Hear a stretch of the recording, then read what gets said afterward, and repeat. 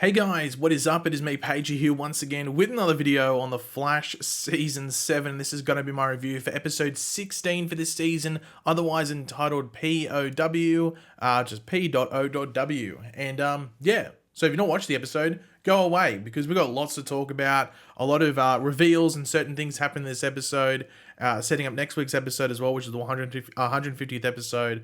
Yeah, lots to talk about, but of course, if you are continuing on, you've watched the episode, you enjoyed it and everything like that, be sure to let me know your various opinions, thoughts, theories, whether you loved or hate the episode, favorite part. Let me know all that in the comment section down below. I'm always curious to read that and see what everyone thought of the episode. And of course, if you're going to enjoy the video and you enjoyed the episode and looking forward to next week, why not drop a like on the video to show your support, excitement, and praise, I guess, for the episode? Yeah, just do all that. But of course, last episode was it was the first episode in this Godspeed arc that we got going on. This, Godspeed army of sorts comes in, is causing some chaos, when all of a sudden there's two different sides. So it's not just a Godspeed war between Godspeed and Team Flash, it's actually a Godspeed civil war between two different Godspeed armies. It's pretty insane. That continues on into this week's episode as well. But yeah, a lot actually happens. So we pretty much just jump straight into it. Let's not waste any more time. So we start with Barry watching this news report on the chaos that's going on in Central City, when all of a sudden Nora appears again, telling him that something is wrong with the future and his family is at stake, and she's sort of like fading in and out, almost like she's disappearing, like similar to what we've seen before when someone's like sort of like, from another time or something like that, they can sort of, especially from the future, they can fade in and out. But it's a dream, like last episode. However, it does, put the panic stations on for Barry, and he knows, well, I got to sort this out, and now I'm extremely worried because, if this was all stuff from the past and stuff, they would know the events that happened. But this is from the future. This is from an unforeseen time for Barry, so he has really no way to deal with it. In the current day, in the present day, he's really just got to hold hope, if you want to call it. Now, the Godspeeds are running amok in Central City. Like when the news report was saying there was chaos there, they weren't lying. And they are just attacking random people in their homes. Not on the street, like someone could be sitting back, let's not get too explicit, but doing whatever they want. And they just get attacked by Godspeed, just randomly. Like, talk about a party people. But anyway, Barry is also struggling with the workload of all of this, because it's just one Barry against all these Godspeeds in different parts of the city. Like, man, like you think going to the shops and having to go down to different, like going from one aisle, I'll just get some rice down here. Oh, I got to go down 9 aisles to get toilet paper. I'll get it next time. You don't even want to do that. So Barry's got to do this all around Central City, but he's also struggling to figure out the motives of these Godspeeds. Like, what do they want? What do they want exactly?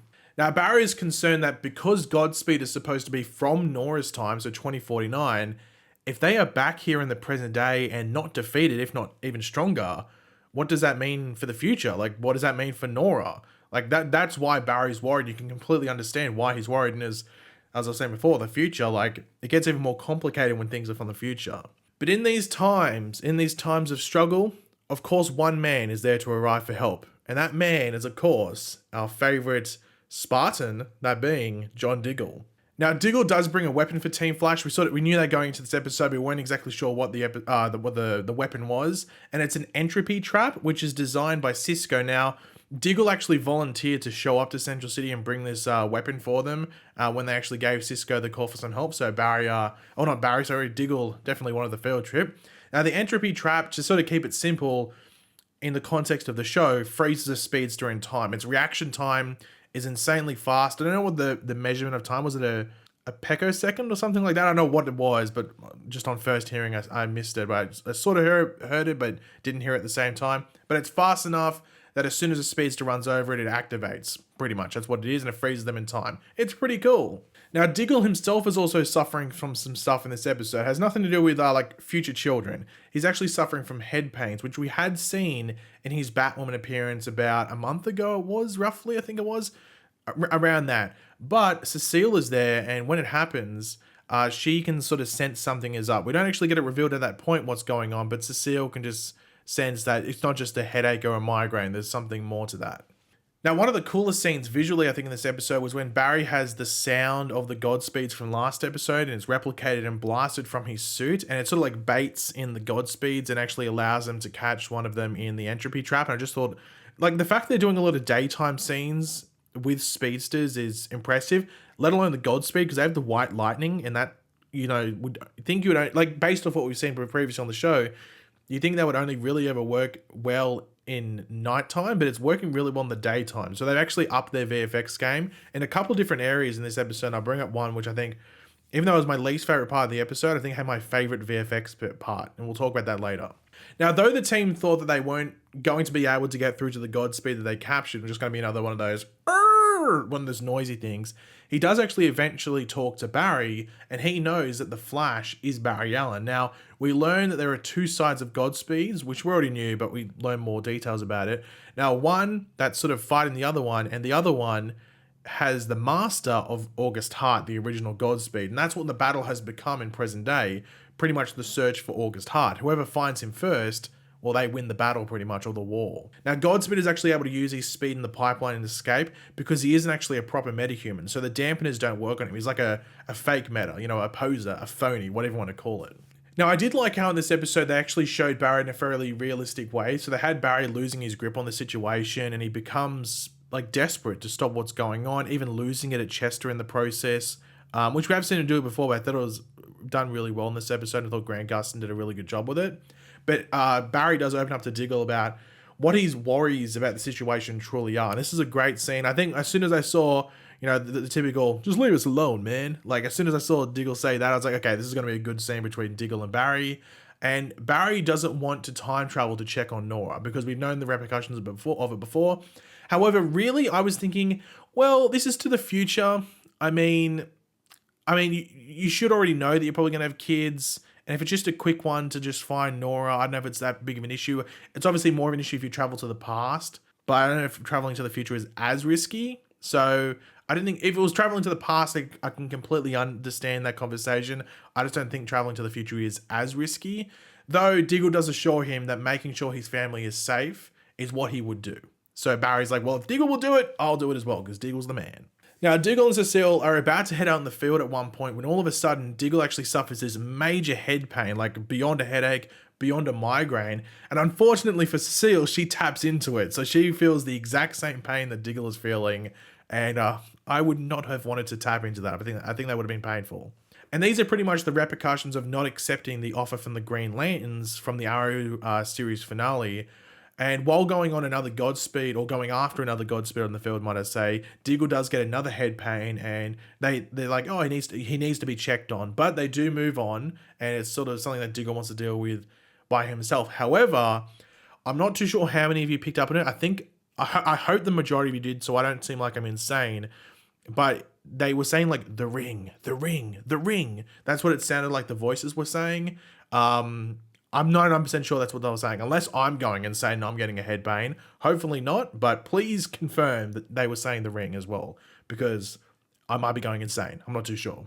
But we do get to see Barry time travel again. However, his path is blocked in the Speed Force, not by antimatter from Crisis this time, but a pack of Godspeeds, and is thrown out of the Speed Force, only to be met by Dion Owens, of all people, the holder of the Still Force. Now, Dion tells Barry that the Godspeeds are like an infestation, like cockroaches, on the Speed Force. But more importantly, Iris has been unstable and is like jumping in and out of this timeline or something like that. I miss what it was, but it was like sort of like, she's not stable within the current timeline, the current reality. And this forces Dion to take her and keep her stable.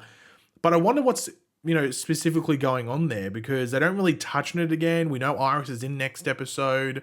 I'm intrigued to see what they do there. I'm not too sure what's going on there exactly, whether it has to do with her being pregnant. Is this... I'm not too sure. I'm actually very, very intrigued to see where they take this next episode, maybe even the finale as well, because we know she's getting speed. Is this what it is, or is like some weird repercussions? I'm not too sure. We'll have to wait and see. Now, there was like an Ultraviolet Allegra storyline here with like the family aspect and stuff like that. Just to skip over it, Ultraviolet does die, despite like not listening to Allegra. It's sort of like some progression for Allegra. However, this scene did have one of the coolest VFX scene, in my opinion, when Ultraviolet sort of like burns up and fades away. I thought that looked really, really, really cool. It's weird. Allegra involved things have had like two of the better VFX in this seasons. Like when like Ultraviolet, or like ultra powered, or what you want to call it, and then when Ultraviolet dies here. So a bit weird that she's had like 2 of the cooler VFX scenes, even though it's been more of the like weaker storylines.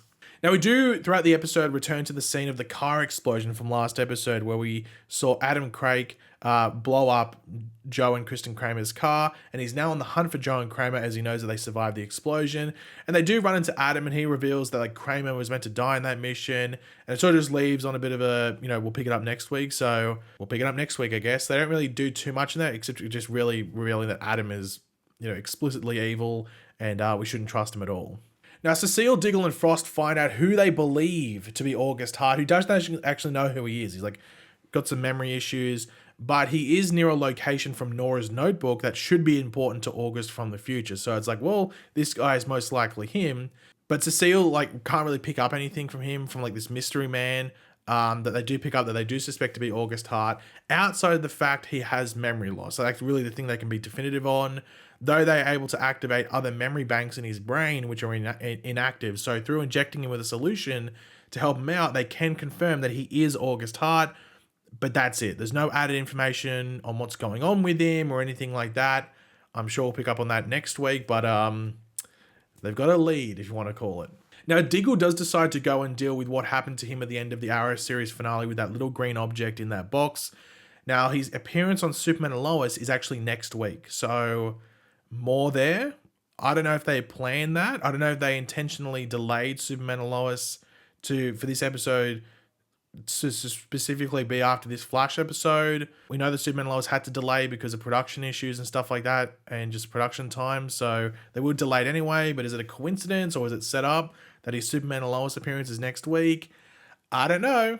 We'll have to wait and see. But the end scene of the episode is Barry just letting Cecile know they never got to 2049 to check up on Nora, and Cecile just tells them to sort of like hold hope, just hold up hope for what's going on, when all of a sudden, after Cecile leaves, might I add, Nora shows up. XS is back, and she's just reassuring Barry that everything's fine and everything like that. But also, she doesn't come alone.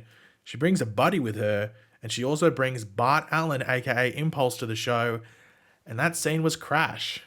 Can't wait for next week. But overall, I thought this was a great episode of The Flash. I like the Ultraviolet Lego stuff. I think at least it's consistent. They finished that story, I guess. So we won't have to see too much of it heading to these final 2 episodes.